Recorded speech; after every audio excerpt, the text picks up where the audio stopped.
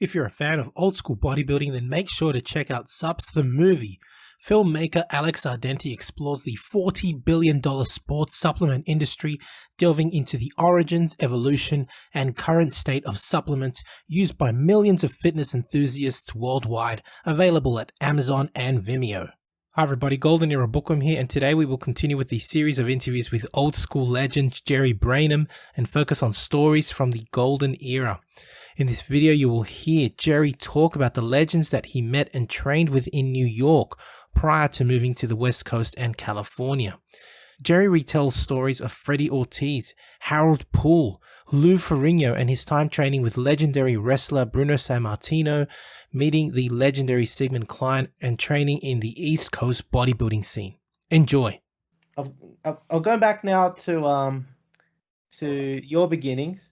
Yeah. So you've talked about your inspiration being Bill Pearl and Reg Park, and you know how you caught the iron bug. Right. Now, how did that progress over the years? What did you start training in first? Was it Olympic weightlifting? Was it powerlifting? Was it bodybuilding? Was it a combination? Bodybuilding right from the start. I never engaged in powerlifting. But what happened was, as I mentioned earlier, at this community center I was training, I trained there for the first 2 years from, let's see, that would be from 12 to 14. Mm-hmm. But by the second year, remember I had been looking at the body, there was no internet back then. There was only it was very few the bodybuilding books that did exist were written by academics. You know, they were more like rehab books. There was no bodybuilding instruction books. You had to get your information solely either from word of mouth, observation, or mainly from the magazines. So I read the magazines. And I used to notice how all the top bodybuilders, because I was young and I didn't have a lot of testosterone going. I made gains. I transformed my physique from a kind of when I started, well, I had done some calisthenics even before the weight training. When I was 11 in that summer camp, there was no weight. So I started doing chins and push-ups. For 2 months I did that, and it actually worked. I leaned out my physique quite a bit. And I remember I used to chin from some rafters in the bunk there. And I used to hang there and do, I'd seen Reg Park doing a abdominal exercise called hanging leg raises. So I'd hang from the rafter, and I worked up to doing sets of 100 at a time. Wow. And then I'd have one of the other guys sit on my legs, and I would do sit-ups. And I got up to where I was doing, it's unbelievable. I know it sounds crazy. I got up to where I was doing 3,000 sit-ups. I only did that once. But my average daily sit-ups was at least 1,000 to 1,500 a day. And I would do, let's say, 4 sets of 100 of those hanging leg raises. So that's a lot of abdominal work. I remember I was a kid, I had my metabolism started speeding up. My abdominals got extraordinary, if I say so myself. They were just shredded. So that's basically what I looked like when I started lifting weights. I was already I was 135 pounds, but I was fairly muscular. And my shoulders were always broad. You know, I didn't have the tiny waist that I don't have the genetics, but, you know, my legs were a little bit light because I hadn't really done the leg work. My upper body was, you know, pretty good for my age, if I say so. Anyway, I was reading the magazines. I was, at this point, I was 14 years old, training 2 years at the community center. And I was noticing how all the champions, they said they do a split routine. They train anywhere from 4 to 6 times a week. And I'm thinking, gee, I can only train whole body workouts 3 times a week. And I said to myself, you know, I'm at the point where I need to progress. So what I did is I was in school. I took the New York subway to Manhattan because there weren't any gyms in Brooklyn that I knew of, you know, other that were open like that. But I knew there was some gyms in Manhattan. And the first place I walked in was, I don't know if you've ever heard of a famous old-time strongman named Sigmund Klein. Of course, yeah. Okay, the first place I walked in was called Sig Klein's Gym, right off of Times Square. And the first thing I noticed, I said, it looked like a museum.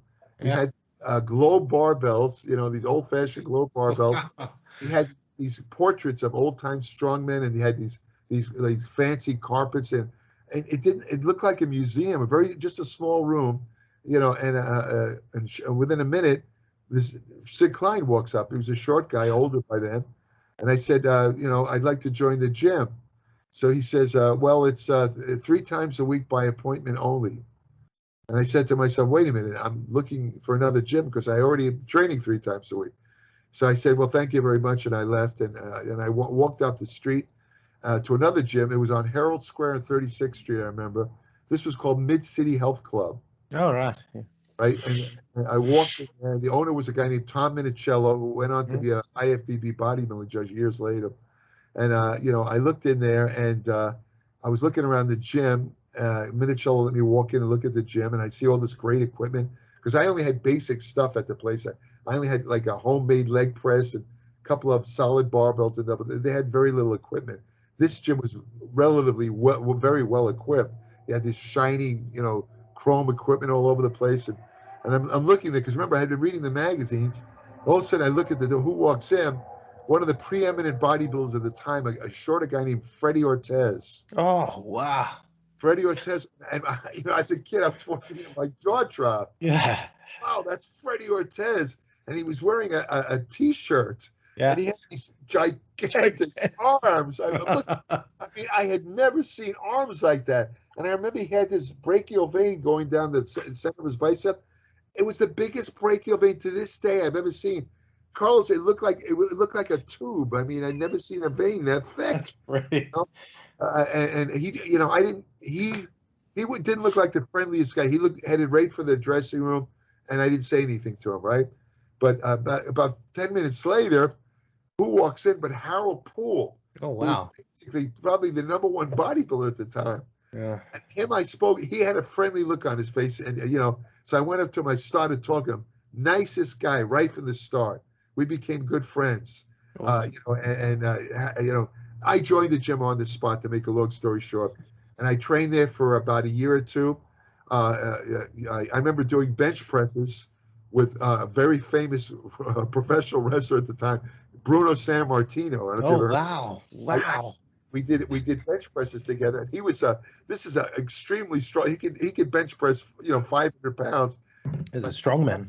But after I know this is unbelievable, but after doing some sessions with Bruno where he pushed me, after about 6 months, I was able to bench press. This is at 14 years old. I did 350 bench press at 14. And there was a guy from the magazines who witnessed that.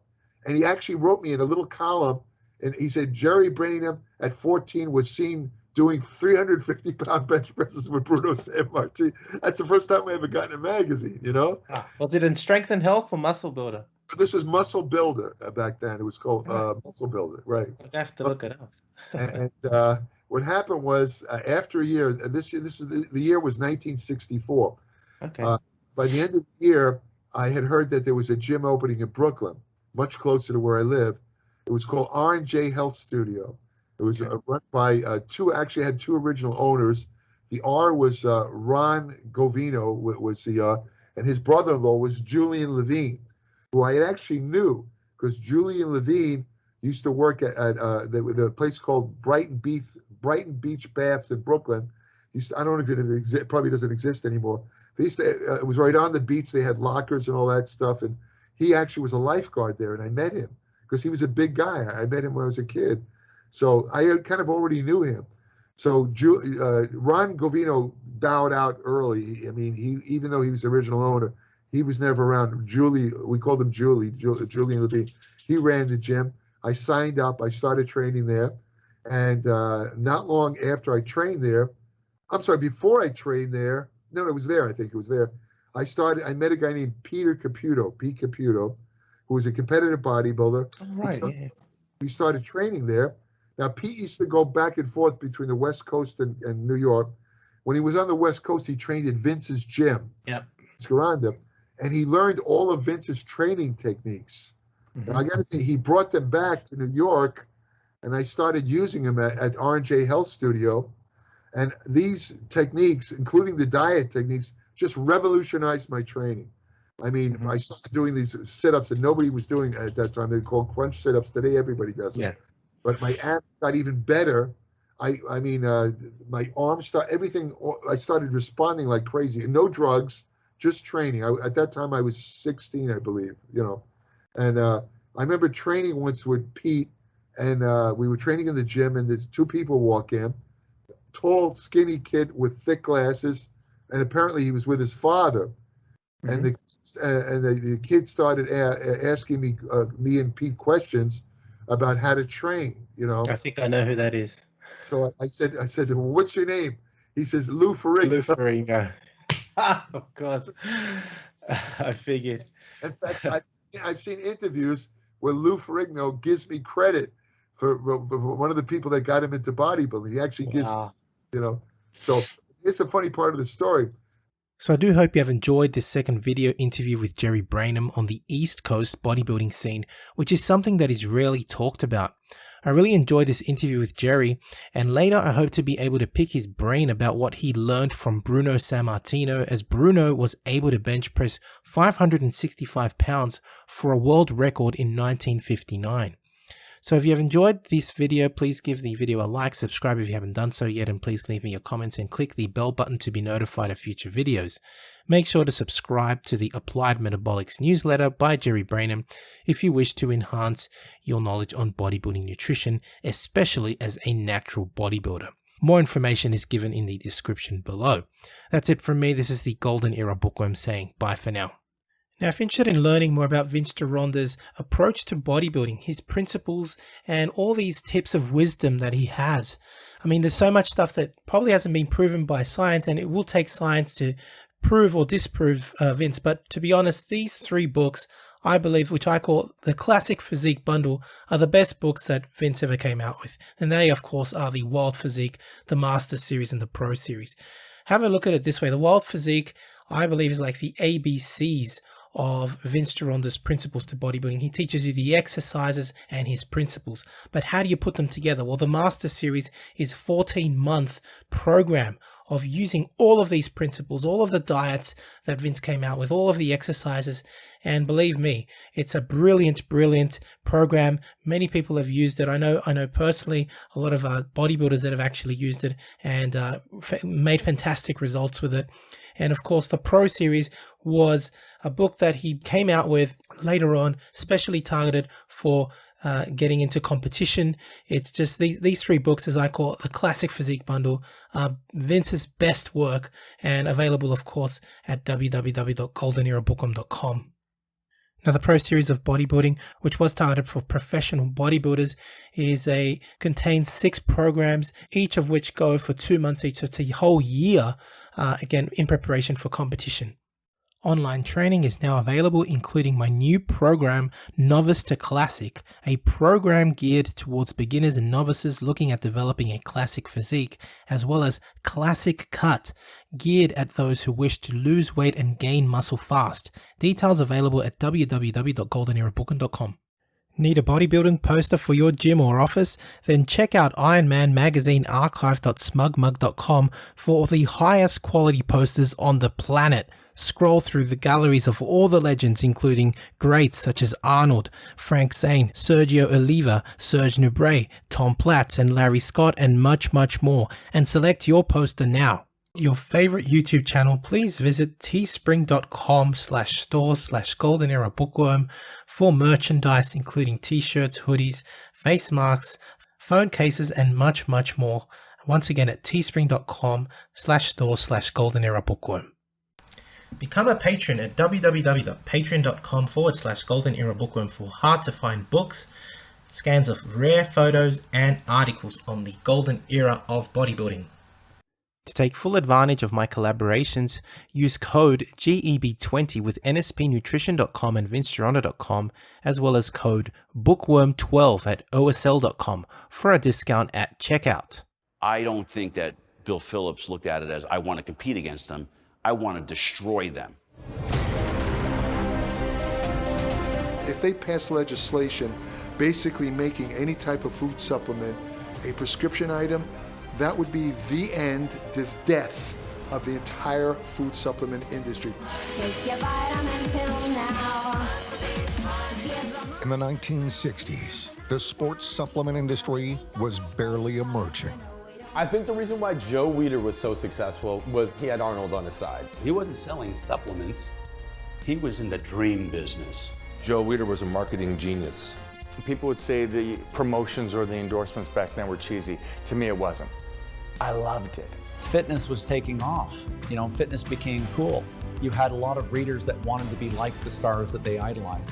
Bill's strength is his marketing savvy. He's a marketing genius. Got it. It's only vitamin. The right of American citizens to have free access to dietary supplements of their choice. Consult your physician. You might as well consult the next guy you meet on the street. They don't know a damn thing about vitamins and nutrition. The dietary supplement industry became the #2 most regulated industry. Nuclear, dietary supplements, pharmaceutical. We're more regulated than drugs. They come in and you need to allow the FDA. They have jurisdiction. The enforcement is kind of the questionable side of it, and how do they really get a handle on this monster?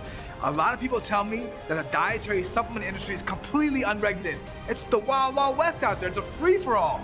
That could not be further from the truth. A dietary supplement is not allowed to have a side effect. I always say the pharmaceutical has to have a minimum of 100 side effects in order for it to be a drug. And now, it's a $40 billion industry and growing. That's the really interesting thing, is the cast of characters from the 80s, when it was kind of iffy, to now when it's a lot more legitimate. They made it sound cutting edge, revolutionary, and different, and I want that. That's cool. We are in this industry to improve our health. It's not just a vanity project here. We're working on our lifeline. We eat a certain way to improve our health. We train a certain way to improve our health. Supplements are just that. They supplement your work, your graft, your nutrition. They demonize dietary supplements, but they say all you need is real food. Well, what's a real food? They pump you up and get you hard, stronger, faster, bigger. Doc, I want to take this weight gain. I want to take this pre-workout. No way. That stuff, we don't know what's in that. It could be, no way. I'm not going to give you, it's going to kill the industry, bottom line. So I must have drank so much protein powder from age 15 to 18 that my head was going to explode. I believed in metrics so much that I would probably punch somebody in the face if they tried to take it away from me.